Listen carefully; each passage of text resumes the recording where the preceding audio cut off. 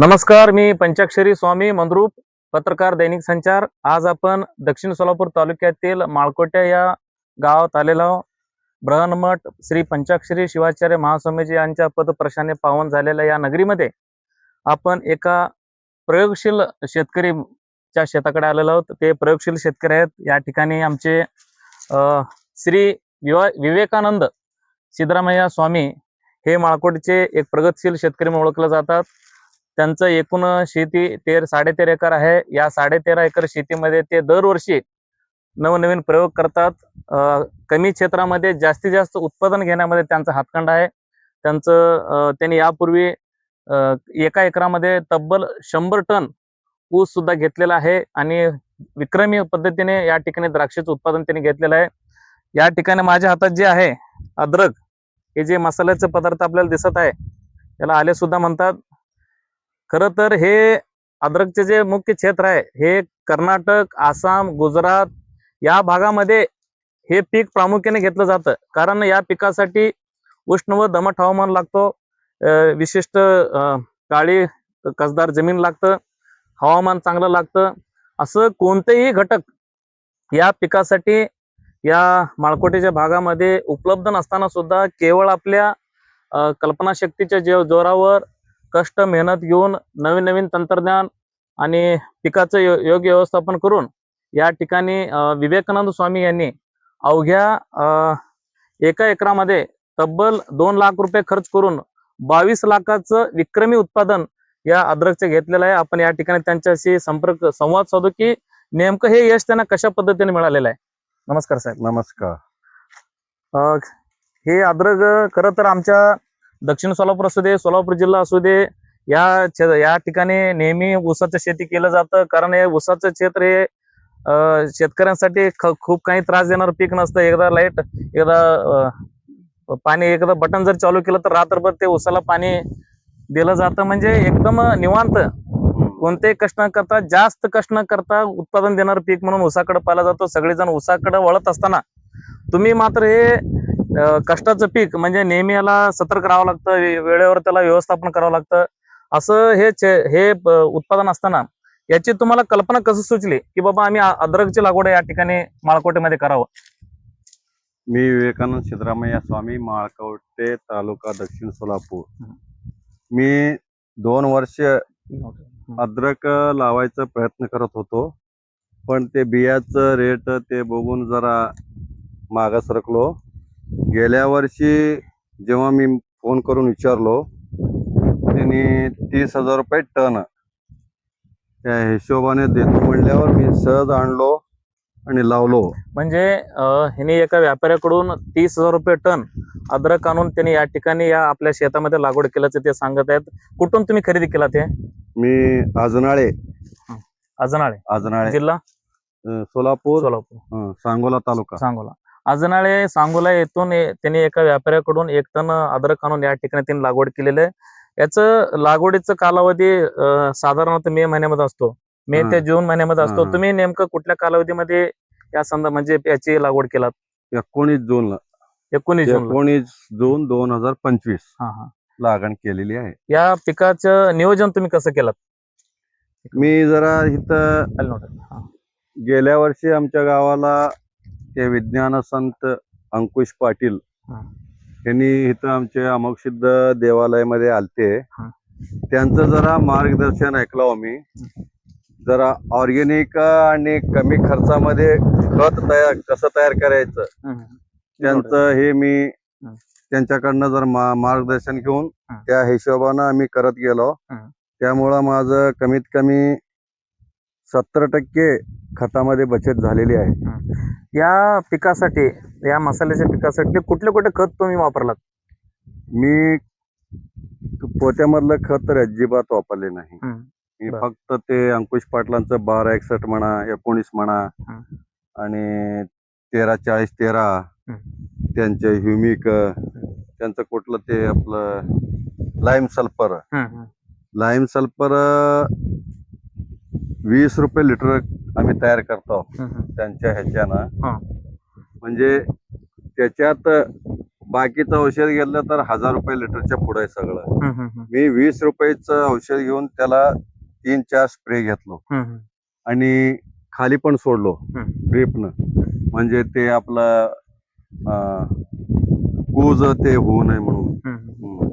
म्हणजे तुम्ही पारंपरिक जे तुम्ही सेंद्रिय शेत वगैरे काय वापरलंय का? आता तर तुम्ही सांगितलं थोडंफार प्रमाणात हा, आम्ही हा, बाटलांचं हा, वापरलं असं हा, सांगितलं. हा, म्हणजे रासायनिक आणि सेंद्रिय हा, दोन्ही मिक्स करून तुम्ही या पिकाला दिलात का? काय हा, असं? रासायनिक कमी, रासायनिक कमी, हा, सेंद्रिय जास्त. सेंद्रिय जास्त. म्हणजे या पिकाच्या उत्पादनासाठी सेंद्रिय खताचा हा. सुद्धा मोठा वाटा आहे.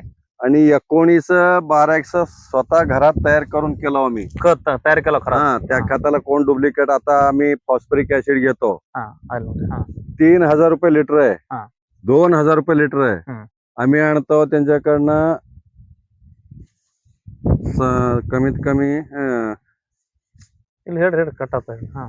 ते 3000 रुपयाला 35 किलो आहे, हम्म, 6000 रुपयाला 35 किलो आहे हम्म. आणि 9000 रुपयाला 35 किलो आहे. हम्म, मग आम्ही विचार केला ते फॉस्फरिक ऍसिड मध्ये किती फरक आहे. हम्म.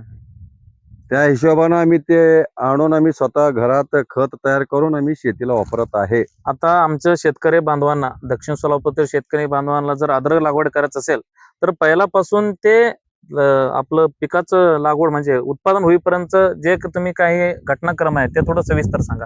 या इकडे पुढे या. पहिल्या दिवसापासून ते त्याचं काढणीपर्यंत आणि कुठल्या कुठल्या बाजारपेठामध्ये गेलं त्याचं पहिल्यापासून ते शेवटपर्यंत तुम्ही थोडं माहिती द्या शेतकरी बांधवांना.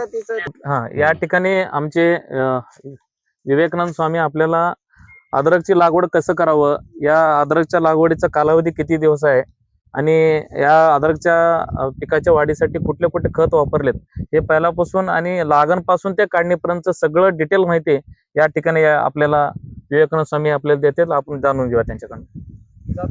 पहिल्याकडे मी सांगोल्याचं ते अजनाळे म्हणून गाव आहे ना, त्याच्यातलं ते कोण रे ते खांडे येईल नव्हतं बरे. हा, त्यांच्याकडनं 1 टन बी आणलो. ते बी बघा कसं लागवड केलं, कसं एप्रिल मध्ये बी काढून आणावं लागतंय. हम्म. मग नंतर त्याला 30 ते 40 दिवस अडी घालावं लागतंय. हम्म. त्याला कोंब कधी येतात त्या हिशोबानं आपण लावायला लागतं ते.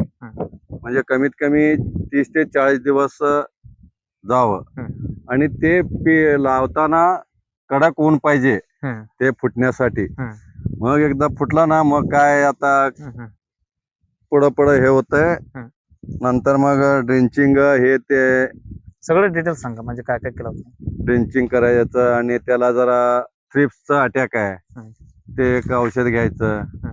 आणि जास्त पाऊस झाल्यामुळे गेल्या वर्षी करपाचा मला लई त्रास झालाय आणि पुढं पावसाळा जास्त असल्यामुळं पाणी लागायचं त्याला हे होत नाही, पाण्याचा सण होत नाही. किती वेळा पाणी द्यावं लागलं तुम्हाला याला? गेल्या वर्षी तर मला पाणीच लागलं नाही त्याला.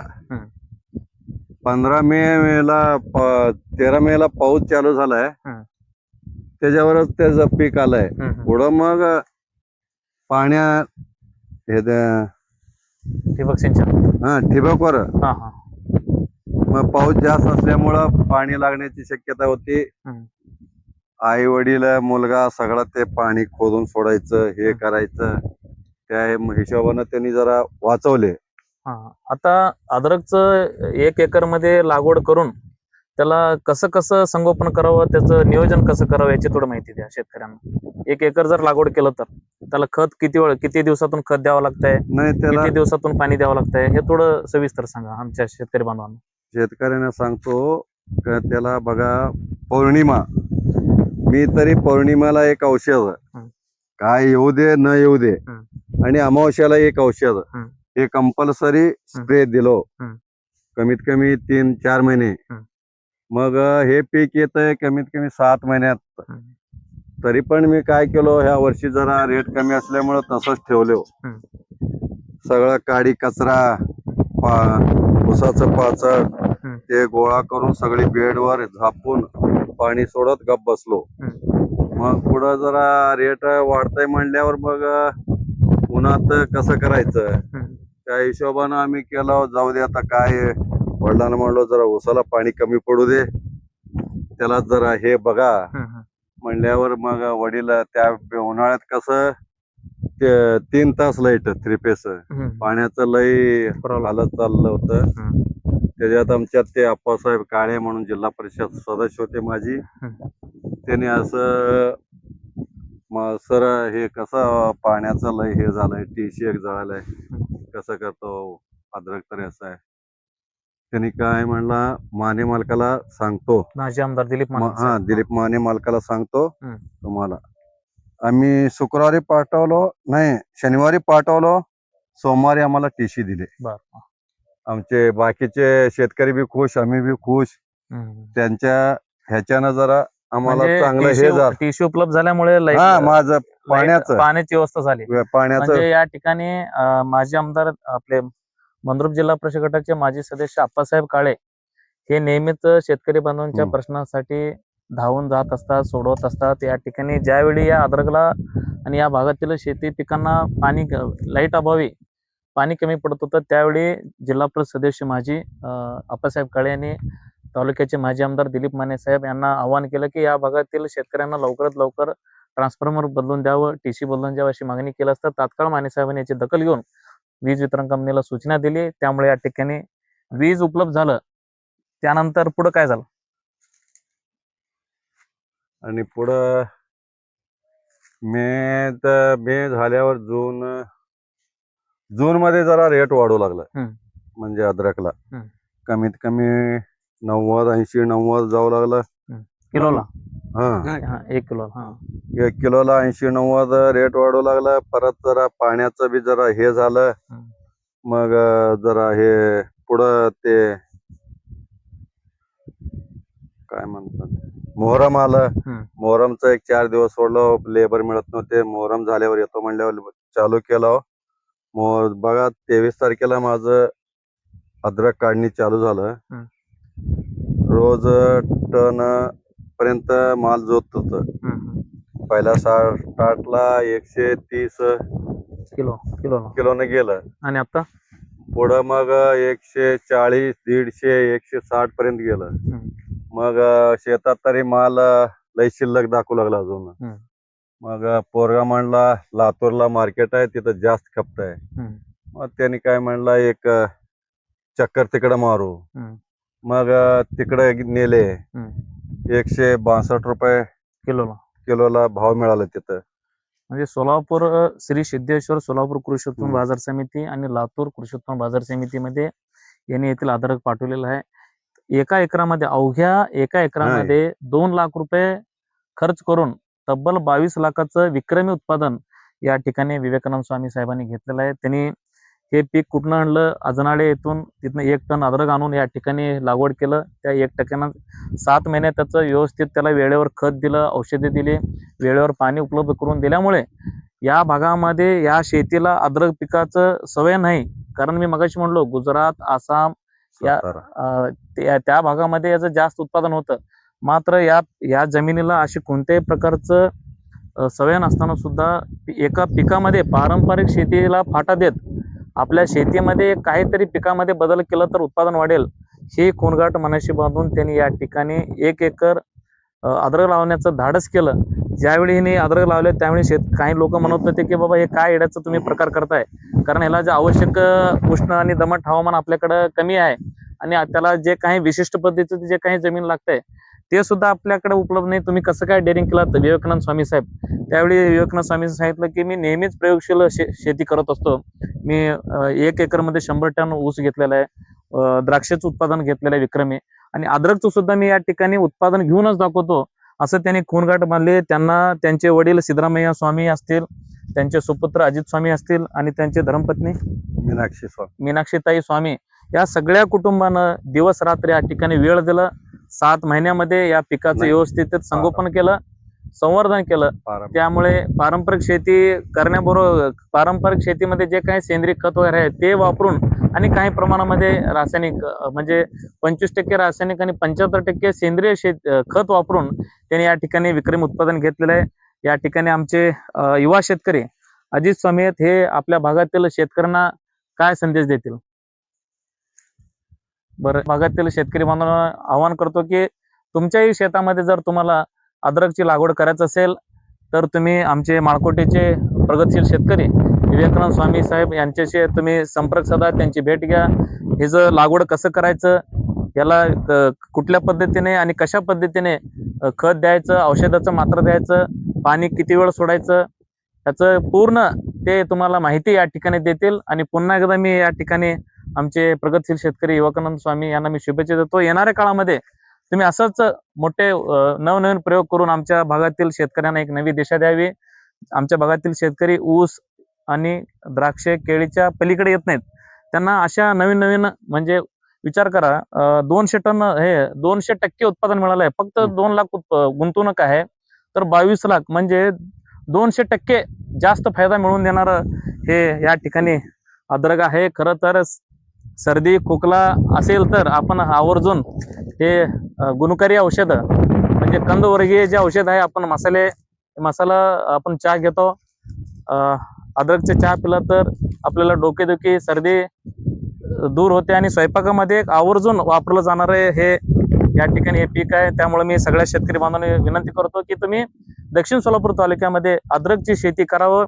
आणि यासाठी तुम्हाला काही जर माहिती हवी असेल तर माळकोटेचे आमचे विवेकानंद स्वामी यांना संपर्क साधावं अशी मी त्यांना विनंती करतो. धन्यवाद.